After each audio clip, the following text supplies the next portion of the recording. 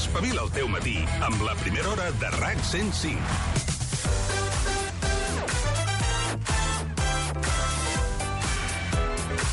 I puntualíssims a 7:45 del matí. Bon dia a tots els que s'esteu llevant i els que també ho esteu llevats, Bon dia a tothom, bon divendres, s'acaba la setmana i ara ens entreguem al petit plaer que suposa tafanejar en les cases més exclusives del planeta. Els habitatges de rics i famosos no escapen a l'eficaç escrutini d'en Jordi Ramoneda a Ramoneda d'Estar per Casa. Avui anem a la casa de Richard Branson.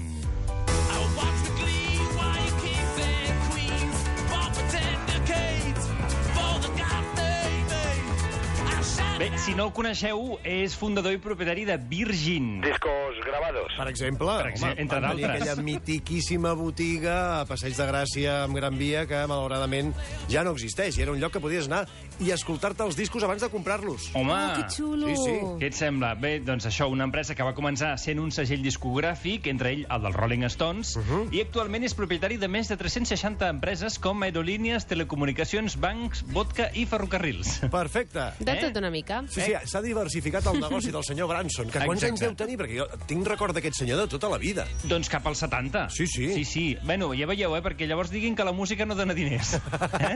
Bé, aquest senyor, que sempre està enmig de tots els merders, viu a una illa al mar del Carib anomenada Illa de Necker. Però no vull dir que té una casa a la illa.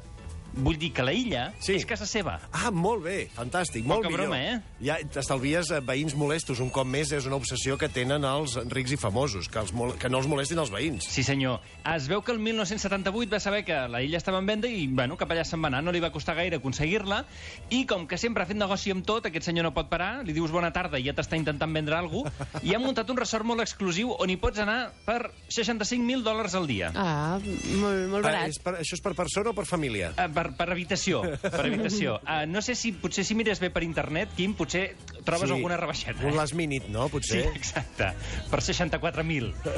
Ell viu en aquest resort amb 10 habitacions que té totes les pijades que se't puguin acudir. Oh, Una cosa que m'ha cridat molt l'atenció és que ells et venen que les habitacions són de paret obertes i variables. molt bé. Altrament dit, cortines. Val? Però jo què sé, que dius, vull veure la sortida del sol. Clar, Doncs pots obres jugar una miqueta, no? Clar. Amb la cortina cap aquí, cortina cap allà. Que el teu veí de l'habitació s'està tallant les ungles.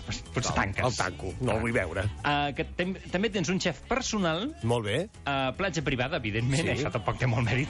En una illa En una illa, privada. I pista de tennis. Molt bé, això està molt bé. Això, Sí. això és molt de ric antic, la pista Sí. de tennis. Ara seria més de pàdel. Sí, clar, no saquis molt fort la pilota si jugues a tennis, perquè hauràs d'anar a buscar la pilota a Cuba.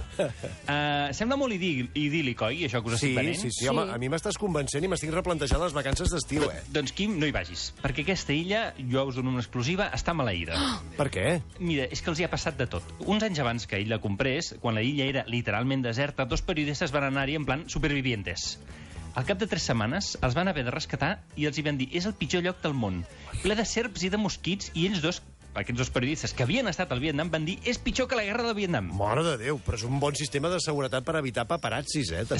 Sí, també és veritat. Però és que, a més, aquest resort els hi ha passat de tot. Un dia es va cremar perquè els hi va caure un llamp.